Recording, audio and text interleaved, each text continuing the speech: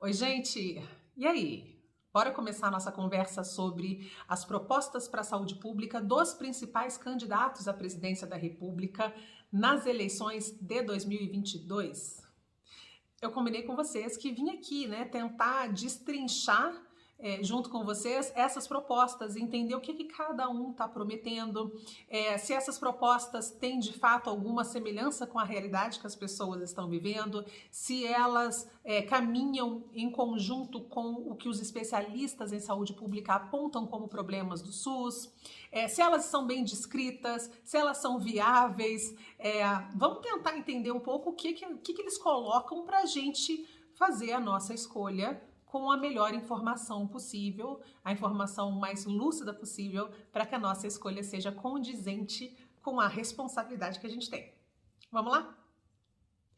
Então, para a gente começar, eu só quero fazer algumas observações importantes.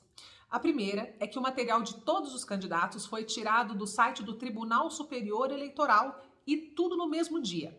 Para não dar margem àquela coisa assim, mas você pegou um material antigo ou um novo, ou mais recente um do que o outro, ou então o material de fulano ou fulana tá mais completo não sei aonde. Peguei no site do TSE porque é aquilo que todo cidadão brasileiro tem direito gratuito ao acesso. Então, se há em algum outro lugar uma descrição mais aprofundada desses planos de governo, ela não está sendo feita para todo mundo saber, tá certo? Então, é muito importante que a gente tenha uma uniformidade nesse critério de onde que está saindo esse plano e por que ele está sendo utilizado dessa maneira, tá bom? A segunda coisa é a ordem em que eu vou fazer essa avaliação. Eu decidi que a gente tem que começar por algum lugar. Então, eu decidi que eu vou fazer na ordem crescente das pesquisas que foram publicadas no dia 30 de agosto. O que quer dizer isso? Eu vou do quarto para o primeiro lugar. Luana, por que não vai do primeiro para o quarto? Porque o primeiro tem a maior simpatia ou decisão da população em seu favor, e eu quero mostrar todos esses para que você tenha a informação mais clara possível, para que você reforce ou não as suas opiniões e para que você possa tomar a decisão mais lúcida, pelo menos em relação ao que se é prometido dentro da saúde pública. Tá bom? Então, hoje, 31 de agosto, eu começo pela avaliação das propostas para a saúde pública constantes no plano de governo da chapa das senadoras Simone Tebet para presidente da República e Mara Gabrilli para o cargo de vice-presidente. Então, vamos lá. O programa de governo das senadoras Simone Tebet e Mara Gabrilli traz a saúde pública logo de cara naquilo que elas chamam de eixo 1 do programa de governo. Esse eixo 1 fala sobre justiça social, cidadania e combate a desigualdades e traz propostas não só para a saúde pública, mas também para outros setores como educação e cultura. É interessante que elas tragam essa visão mais integrada da saúde pública a esses outros setores, o que é válido. Mas lembro a todo mundo aqui que, como a pandemia nos ensinou a duras penas, saúde pública influencia e é influenciada por todos os setores da sociedade, incluindo educação e cultura, mas também economia, emprego, segurança. Então, essa é a visão delas para apresentar essas propostas para a gente, mas aqui só refletindo com vocês que saúde pública precisa estar sendo organizada e pensada junto a todos os setores da sociedade. Então, vamos lá. As propostas começam pela seguinte, recuperar a credibilidade do Ministério da Saúde, resgatando seu papel de articulador das políticas de saúde, coordenando o comprometimento de metas e objetivos entre União, Estados e municípios. Essa é uma proposta fundamental para o nosso futuro breve, porque, como a gente viu, principalmente durante a pandemia, por divergências em interpretação de ciência, em o que é saúde pública e medidas importantes em saúde pública, como lidar com crises em saúde pública, houve uma certa dissociação dessa ligação entre União, governo federal, estados e municípios, e acabou quase como uma ação individual desses atores, quando eles deviam estar super harmônicos e coordenados. Então, recuperar a credibilidade do Ministério da Saúde, mostrar para todo mundo que a gente pode confiar nas decisões, que essas decisões serão técnicas e serão harmônicas com o que se faz no mundo de mais avançado para servir o povo brasileiro, é muito importante. Então essa é a primeira proposta desse programa de governo e acho que ela é muito lógica e muito justa. Segunda proposta: elevar gradualmente a participação da União no financiamento do SUS, com maior integração entre governo federal, estados e municípios. Bom, então essa proposta fala sobre dinheiro, o quanto que o governo federal investe no SUS para aquilo que ele precisa fazer. E aí eu lembro a todo mundo que o SUS, infelizmente, passa por um subfinanciamento crônico. O que é isso? Ele recebe muito menos dinheiro do que ele de fato precisa para fazer aquilo que a gente exige que ele faça, e isso não é de hoje, já tem muito tempo que acontece. Então, como é que a gente exige de um sistema de saúde que ofereça a você o que você precisa, na hora em que você precisa, toda vez que você precisa e com qualidade, se ele não tem condições financeiras de fazer isso acontecer? A gente sabe que hoje o governo federal investe 3,9% do nosso produto interno bruto, quer dizer, tudo aquilo de riqueza que a gente produz, no Sistema Único de Saúde. Entretanto, como eu falei, esse é um valor que é baixo e considerado insuficiente e deveria ser aí pelo menos de 5 a 6%. Então, a proposta fala sobre elevar gradualmente a participação da União no financiamento do SUS, mas não fala como, nem em que ritmo, nem para quanto. E também tem um outro probleminha, que é um problemão, nessa história toda, que é a seguinte: há alguns anos foi votada uma proposta que congelava o orçamento da União, tornava o nosso orçamento engessado por 20 anos. Qual o problema de você deixar a saúde nessa história? A população aumenta, as necessidades mudam, a forma como o dinheiro precisa ser gasto muda nesse tempo todo. Situações de emergência ou de urgência em saúde pública, como a gente passou agora com a pandemia, acontecem e a gente acaba ficando sem ter como conseguir dinheiro para fazer as coisas que são necessárias. Então, é preciso entender como que essa candidatura vai lidar com a limitação desse orçamento engessado para fazer essa elevação do financiamento, da onde vai sair o dinheiro. A proposta é interessante, precisa ser pensada, mas não se diz aqui no programa como é que isso vai acontecer. Terceira proposta: regionalizar os serviços do SUS de forma que eles sejam prestados por todo o território nacional de forma mais equânime possível. O que é isso? Hoje, os municípios têm os seus sistemas municipais de saúde, né? As prefeituras têm lá as suas UBSs, né? A unidade básica, tem suas unidades de atendimento mais especializado, tem hospital e tudo mais, mas nem todo mundo tem tudo o que o município precisa. Por exemplo, se você mora numa cidade pequena e você, infelizmente, tem um quadro de câncer e precisa ser atendido num centro de maior complexidade, você provavelmente não tem esse centro na sua cidade, você tem que viajar para um outro lugar para conseguir esse cuidado. Então essa é a ideia da regionalização. Como é que você integra os serviços de saúde dos municípios de maneira a melhorar a qualidade deles, a baixar o custo que eles têm para o sistema e a fazer com que o paciente não precise sair correndo de um lado para o outro ou viajar grandes distâncias para ter o cuidado que ele precisa. Então, sim, é super importante pensar a regionalização dos serviços do SUS para que todo mundo tenha o direito e tenha o acesso, melhor dizendo, direito todo mundo tem, mas tenha acesso fácil ou mais facilitado aos serviços que precisa.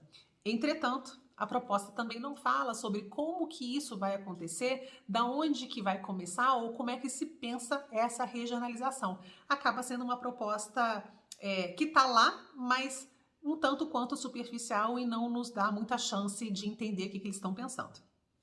Quarta proposta: reduzir as filas de espera por consultas, exames e cirurgias agravadas pela pandemia e ampliar acesso a medicações, fórmulas nutricionais, órteses, próteses e meios auxiliares de locomoção. Essa é uma proposta que é muito importante, que também conste de todos os programas de governo, porque a gente sabe que o SUS já tem uma demanda difícil de ser atendida, né? São mais de 200 milhões de brasileiros que precisam ser atendidos em todas as suas necessidades de saúde, então tem uma fila grande já natural, digamos assim, do SUS, mas isso foi muito piorado pela pandemia, porque durante a pandemia as pessoas não tiveram acesso a serviços que são essenciais, como serviços de proteção cardiovascular, diagnósticos de câncer, promoção de saúde em outros aspectos. Então, formou-se uma demanda reprimida, como a gente chama, tem uma fila gigante por um monte de coisa que precisa ser atendida junto com a demanda que está acontecendo agora. Então, não é fácil, e essa proposta, então, pretende reduzir essas filas. Digo aqui para vocês que, de novo, é uma proposta meio guarda-chuva, porque todo mundo sabe que tem que fazer alguma coisa para reduzir essas filas, mas ela não diz como vai fazer isso. Numa entrevista recente, a candidata Simone Tebet disse que ia fazer isso através de uma mobilização de um orçamento especial, um dinheiro especial para fazer isso acontecer, uma proposta de declaração de calamidade para que tenha-se acesso a isso e que também se participe melhor de parcerias público-privadas para resolver essa história. Mas, de novo, isso não está no plano de governo, isso foi numa entrevista, eu estou citando aqui porque me lembrei dessa coisa aqui. Então, é uma proposta importante, boa, mas, de novo, aqui nesse material não diz como ela vai ser feita. Tem uma outra coisa bem legal dessa proposta, que é a seguinte, fala sobre órteses, próteses e meios auxiliares de locomoção, quer dizer, pensa nas pessoas com deficiência motora e como que elas podem ser melhor atendidas. Isso talvez seja um reflexo da presença da senadora Mara Gabrilli como vice-presidente da República, como candidata a vice-presidente da República, uma vez que ela mesma experimenta essas dificuldades de locomoção. Enfim, está escrito aqui, mas de novo também não diz como que isso vai ser feito. As próximas propostas começam assim: ampliar as ações de prevenção, atenção primária e promoção da saúde com maior coordenação de cuidados. O que quer dizer isso? Investir mais na atenção primária, que é um lugar, né, nas unidades básicas de saúde e nas ações que são feitas nesses lugares, para não só ficar pensando em como é que eu trato doença, mas fazer com que eu evite que as pessoas fiquem doentes. Isso é muito importante e é coordenada com a seguinte proposta que diz expandir e fortalecer a estratégia da saúde da família, que é exatamente quem executa esse tipo de ação. Super legal. Porém, também não diz como é que isso vai ser feito, nem quais são as circunstâncias, um planejamento mais claro, da onde sai o dinheiro para fazer isso. Nada disso está colocado aqui, só como uma ideia. Próxima proposta: promover atendimento e reabilitação a pacientes acometidos por sequelas da Covid-19, com especial atenção à saúde mental.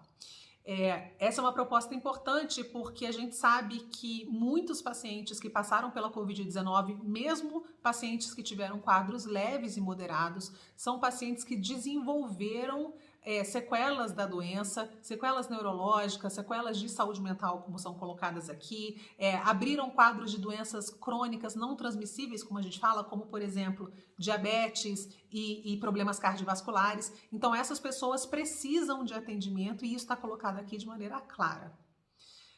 Também não fala como que vai fazer isso, mas só para vocês entenderem, há uma viabilidade de se fazer. A gente tem uma estrutura de reabilitação no país que pode ser melhor utilizada, mas acho que é uma proposta viável e importante, mas também não é dissecada em como ela vai ser feita. Próxima proposta: expandir a telemedicina e a telesaúde para ampliar o acesso e a resolutividade, com implantação de prontuário eletrônico integrado para redes pública e privada, facilitando o acompanhamento da saúde do paciente, o agendamento e a marcação de consultas e exames, com respeito estrito às normas de proteção de dados pessoais e de segurança da informação. Enorme, né? Vou quebrar aqui para a gente entender. Então fala: expandir a telemedicina e a telesaúde para ampliar o acesso e a resolutividade.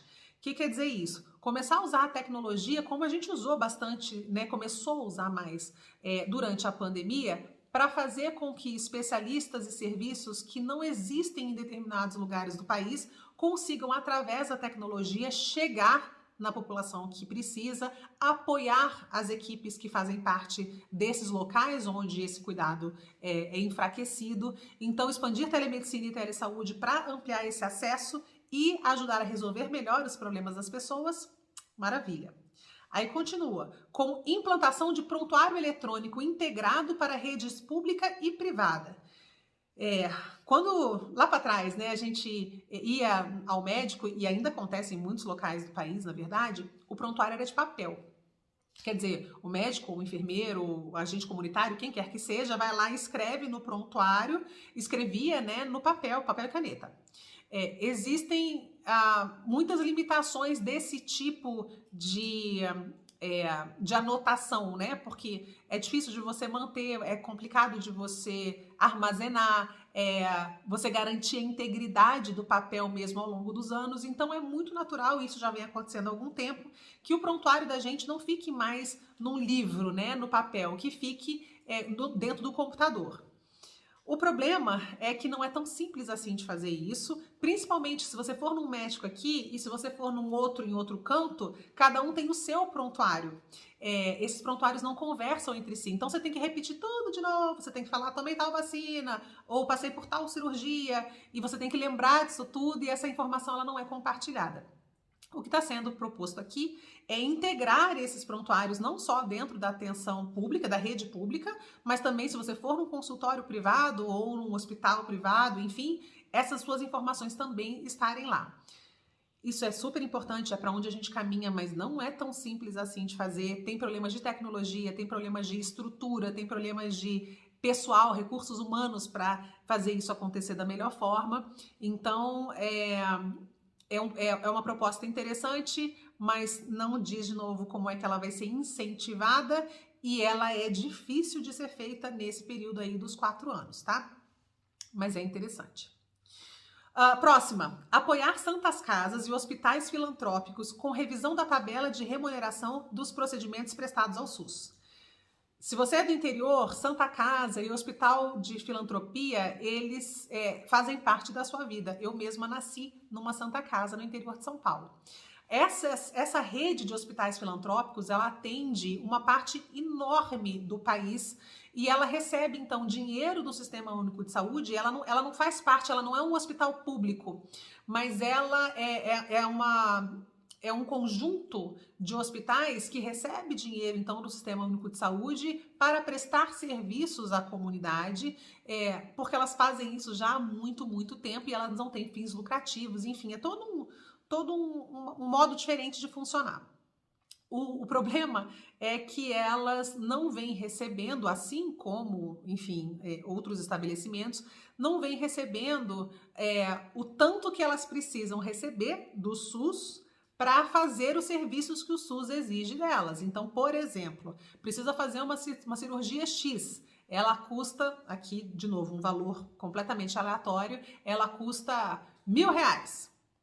Aí eles recebem R$300.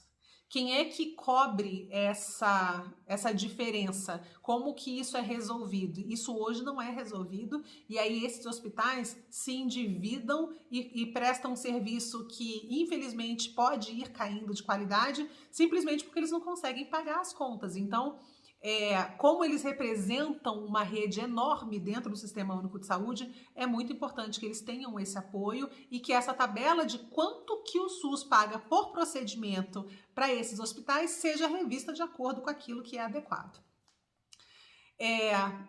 Importante? Da onde vai sair o dinheiro para fazer isso? Ninguém fala na proposta. Então, de novo, fica uma proposta vaga.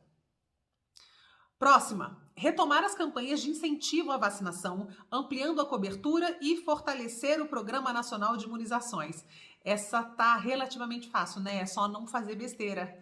O Programa Nacional de Imunizações é um dos maiores orgulhos da gente, funciona há 40 anos nesse país, foi capaz de reduzir e eliminar algumas doenças infecciosas do nosso território.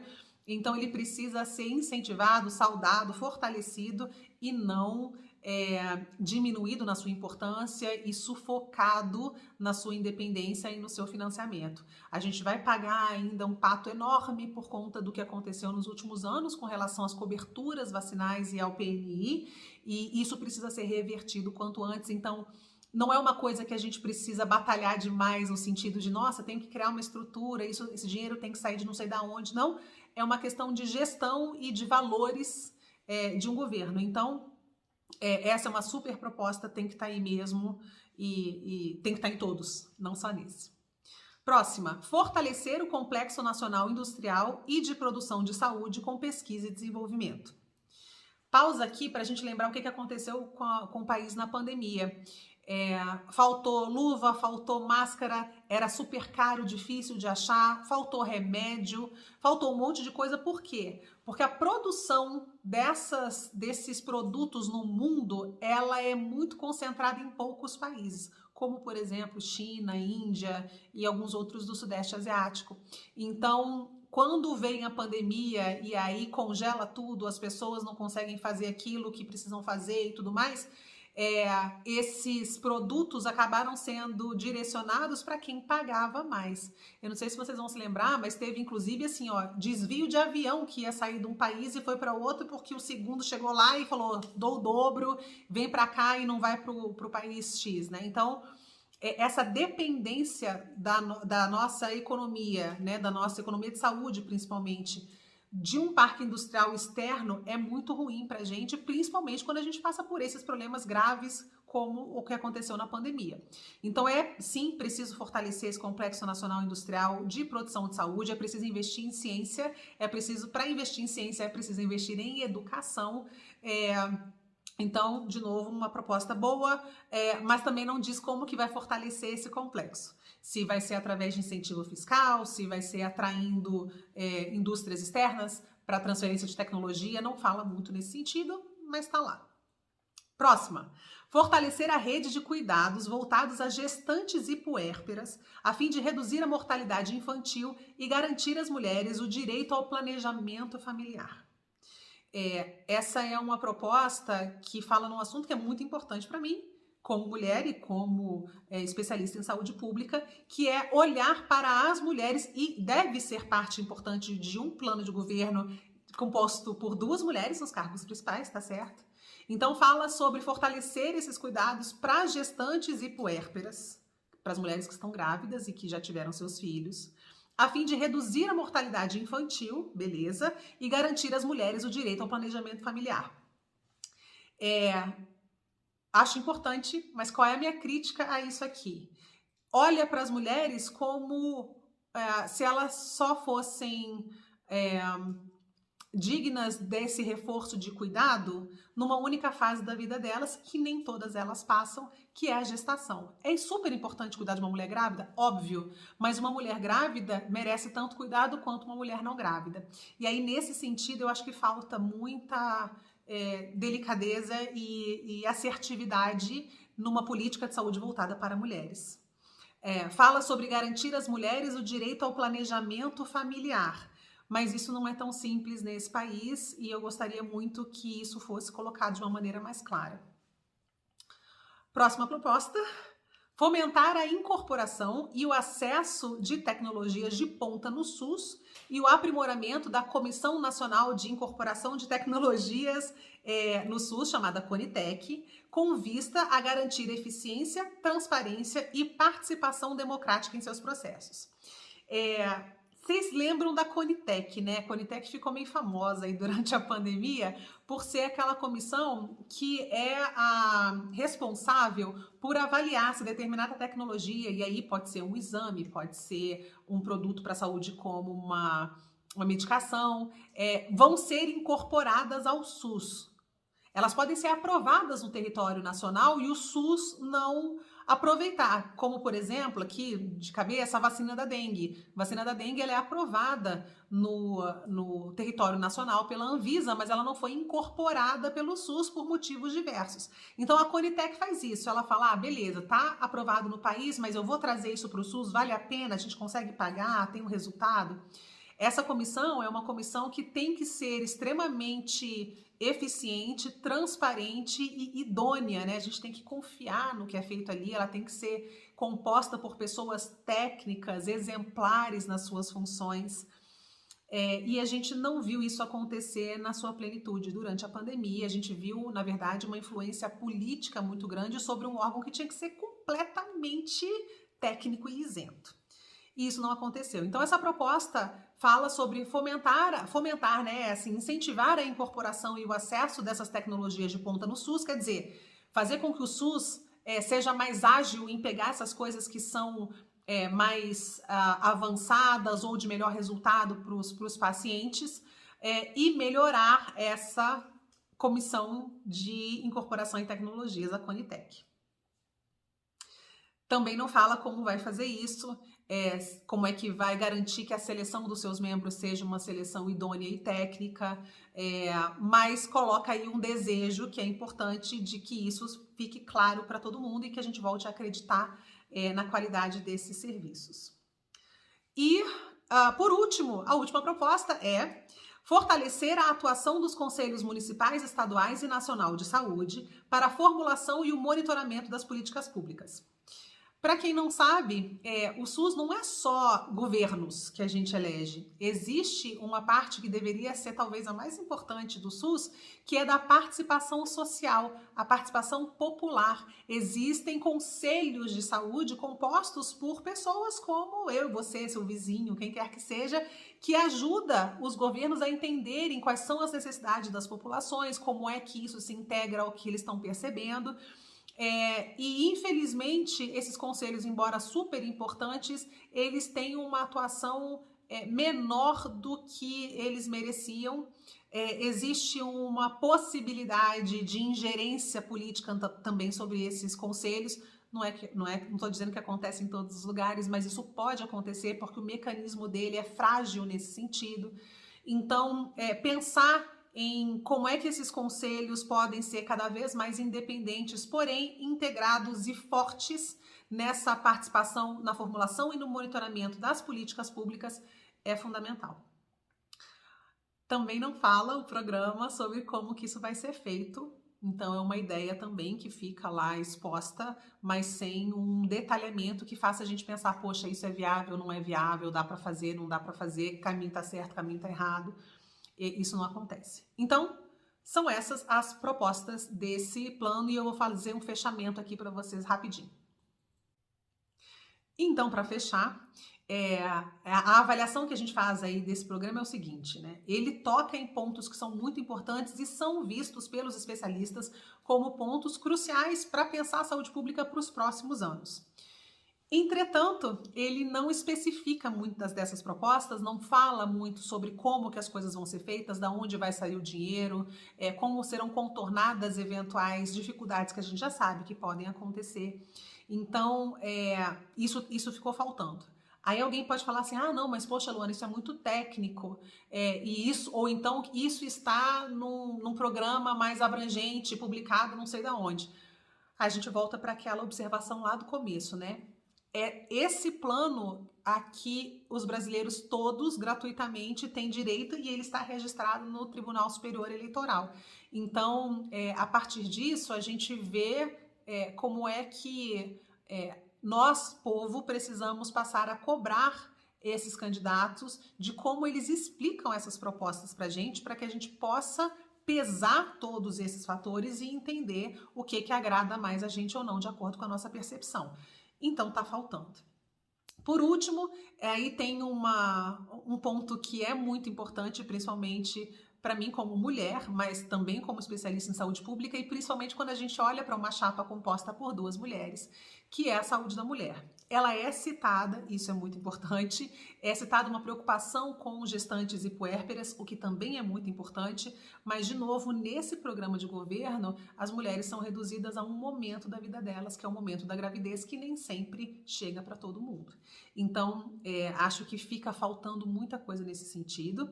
E também falta um outro aspecto que também extremamente importante, que não foi abordado em nenhum momento no plano, que é sobre como que a saúde vai ser comunicada para as pessoas, qual é o grau de transparência, como é que isso vai ser investido, uma vez que a gente passou por esse pânico da pandemia, como é que o governo vai se portar em termos de comunicação com as pessoas, de transparência, como é que isso vai ser feito baseado em evidências, como é que a educação dos profissionais de saúde vai ser melhorada, distribuição dos profissionais de saúde, como é que a gestão do SUS na ponta, né, pode ser incentivada a caminhar para o profissionalismo. Essas coisas não são secundárias, elas são problemas muito graves e importantes que pioraram durante a pandemia e que deveriam constar desse plano de governo, ainda que resumido. Muita gente vai também sentir falta de citação, pelo menos, de propostas para populações específicas, como população que sofre com câncer, população oncológica, uma proposta mais clara para pessoas com deficiências, pessoas vulneráveis de uma forma geral. Então, não constam desse resumo, não sei se está previsto de uma outra forma, mas nesse resumo ele também não aparece, tá? É isso. Eu espero que essa avaliação tenha ajudado vocês a pensar um pouco sobre as propostas que foram feitas por essa chapa, e eu volto no próximo vídeo com a avaliação sobre o que a gente tem de material sobre as outras chapas que estão concorrendo à presidência da República. É isso, gente. Beijo pra vocês.